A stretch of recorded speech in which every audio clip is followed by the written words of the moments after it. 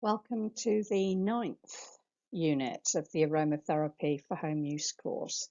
In this course, we're going to discuss the benefits and properties of tea tree oil, an amazing antiviral, antifungal, antiseptic oil. We're also going to be discussing and clarifying some of the measurements involved in making your own products. So how many drops to apply to how much of carrier or base oil. So I'm going to clarify that for you. And we're also going to go through the 9th method of use, which will be a foot soak, and the benefits of using that instead of any other method of use. So I hope you enjoy. Just clarifying for you then the conversions and useful oil conversions in particular for when you're making your blends and your lotions and your face masks. So the general rule of thumb that in 1 ml of essential oil there are 20 drops. So 20 drops to 1 ml of essential oil. So if you buy a 5 ml bottle, there's going to be 100 drops in it. And 5 ml is the equivalent to 1 teaspoon. 10 ml is the equivalent of 2 teaspoons. So if you were going to make a blend, you would put 2 to 3 drops of essential oil, which would be enough for 1 to 2 teaspoons of base or carrier oil.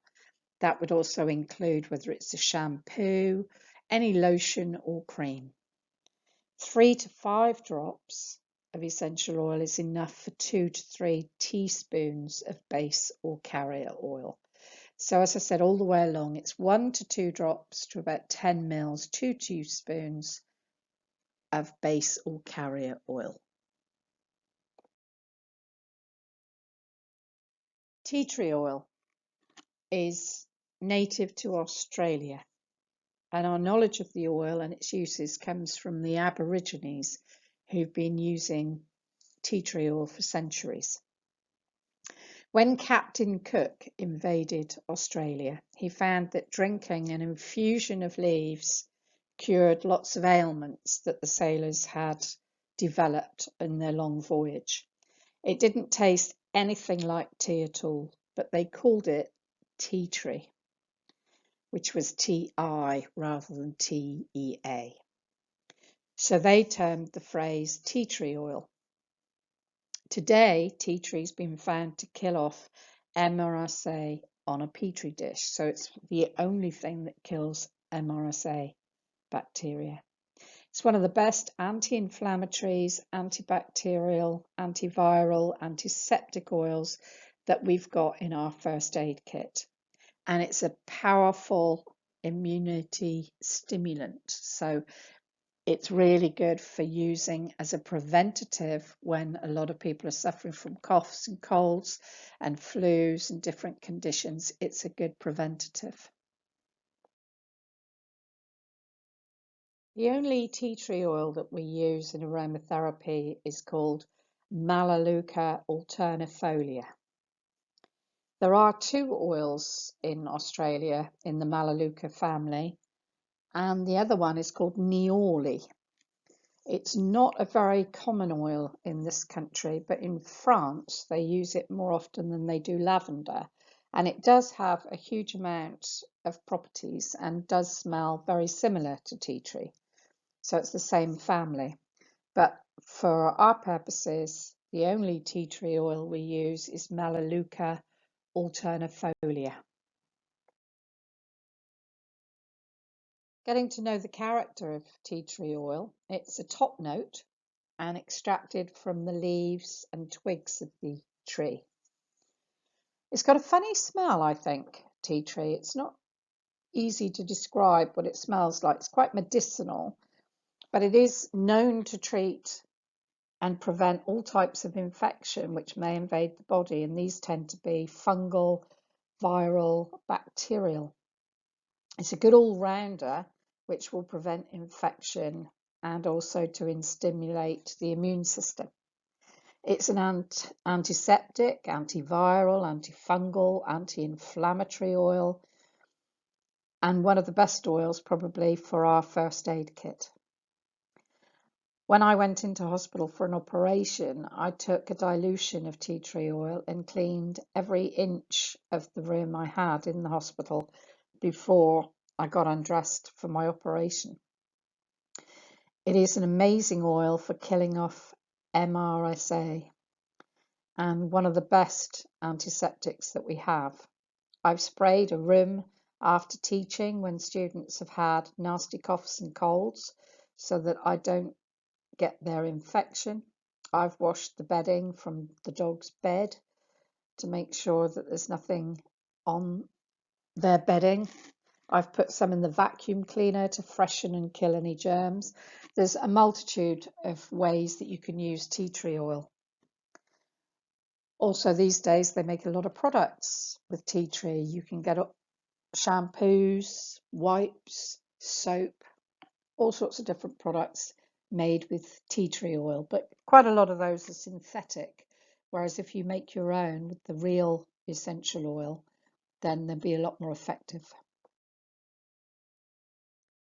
Dividing the tea tree oil benefits into physiological and psychological means that physiological is where you absorb the oil through the skin to affect a physical problem.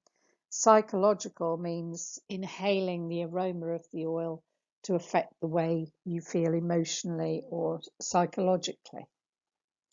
So physiologically, tea tree is one of the best antifungals, antivirals, antiseptic oils that we have. So it's very good for fungal infections like ringworm, athlete's foot, skin infections like scabies. It's antiviral, so it's very good for cold sores, for colds, sore throats, verrucas. It's good for candida, mouth ulcers, thrush, cystitis.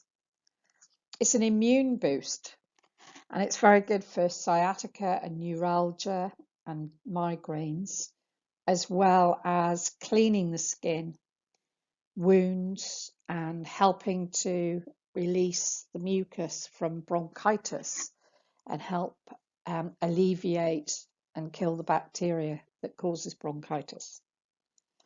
Psychologically then, apathy, vertigo, nervous conditions which might cause nausea or vomiting, emotional impotence when somebody's feeling emotionally that they can't cope, that they're stuck and they can't deal with the situation they're in.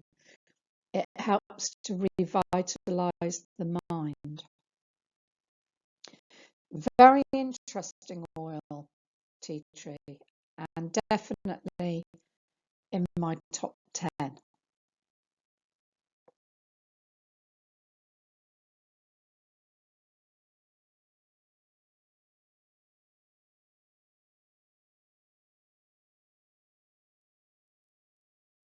To clarify the therapeutic properties of tea tree, it's antiseptic, so very good for skin conditions, for blisters, for spots, for burns, scalds. It's antiviral, so verrucas, warts, viral infections. Antibacterial, so bronchitis, glandular fever, urinary tract infections. It's very cooling, so good for sunburn. Fungicidal, so ringworm, athlete's foot, any fungal infections, and an immunostimulant. So when people are suffering from a lot of illnesses over the winter, flus, colds, coughs, using tea tree in the bath as a preventative, burning tea tree, spraying things with tea tree will kill off any different bacteria, viral infections. There isn't any known contraindications or safety data to tea tree, but we too tend to be on the cautious side when it comes to skin irritants, and especially if you have sensitive skin. And we also recommend that you avoid tea tree in baths and massage in the first trimester. So not really any specific safety data issues with tea tree. So how can we use tea tree at home? We can use a foot soak. It's one of the best for a foot soak. For athlete's foot, for smelly feet, hot sticky days when you want to freshen your feet during the day, for helping to heal blisters, corns, any other foot conditions. It's also one of the oils that you can use neat on the body. So a dab of tea tree oil on a cold sore or a burn, insect bite, straight onto a wart or a verruca and cover with a plaster to make sure you keep the oil in the right place. It's marvellous as a gargle as well for sore throats, mouth ulcers. A topical application, it's good for acne, oily skin, nappy rash, spots, chicken pox. An inhalation is one of the best treatments for people with asthma, bronchitis, catarrh, coughs, sinuses, and used in a bath for infectious diseases or as a preventative if there's a lot of illnesses around, for colds, fever, thrush, and cystitis.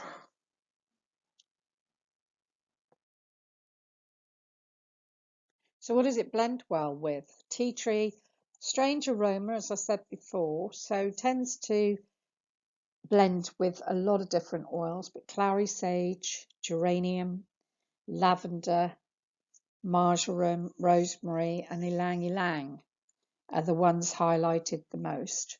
I tend to use tea tree not so much in a massage as I do at home as part of my first aid kit. I only tend to use it at work if I'm massaging a client, if they really do need an immune stimulant, if it was somebody who's constantly having one infection after another and not being able to shake it off or get over it, I might use tea tree in a vaporizer or in a massage oil. A foot soak is a lovely way to use the essential oils. It's not something we take the time to do too often, and it's such a shame because it's a nice, relaxing, cooling thing to do in the summer and a really nice, warming, comforting thing to do in the winter. So you're going to generally have 1 drop of oil for every 100 mils of water that you use. Place your chosen oils into 10 mils of either milk or a shampoo base so that you can blend it and emulsify it into the water. Soak the feet for 20 minutes. So obviously you need your water hot enough that it's comfortable for your feet, and maybe have a kettle handy just to top up the water if it gets a little cold. After your 20 minutes, you're going to take the feet out and just lie them on a towel and let them dry naturally so that the oils that you've used are going to carry on working and they're going to stay on your feet rather than wiping them off with a towel. This is often one of the best methods of use for very sensitive skin. If you want to absorb the oils, but a bath is not a good choice of method of use for you because your skin's too sensitive, then a foot soak is often a very good way of treating various conditions. And in the next slide, I'm going to give you some recipes. So a foot soak recipe. You need to have quite a deep bowl of water for this. We don't want it overflowing, and we do want to immerse both feet fully at the same time. So for athlete's foot, a very good blend would be tea tree and lemon. Very good for killing off fungal infections. For blisters, we could have tea tree, lavender, and chamomile. And following the recipes from the previous slide, we're going to have 1 drop to every 100 mils. For chilblains, geranium, lavender, and rosemary is really good, especially in the winter when people have poor circulation. Hot, tired feet. Now, this might be a cold or a cool foot soak with peppermint, tea tree, and cypress, which is very good for preventing sweating. A winter soak might be geranium, lavender, and benzoin. Very good for the circulation. Benzoin is very vanilla in its aroma and very warming and comforting. in its aroma. So a few ideas of how to use the oils in a foot soak and what recipes to use.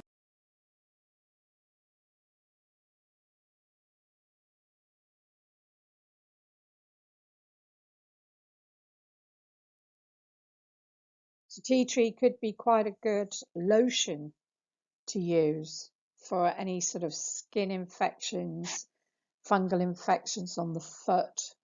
If you'd rather have something you can apply rather than neat, it's very good for the verrucas and warts. We can use it neat on cold sores, spots, very effective for that. As a compress, we can use them, as I said, on verrucas and warts.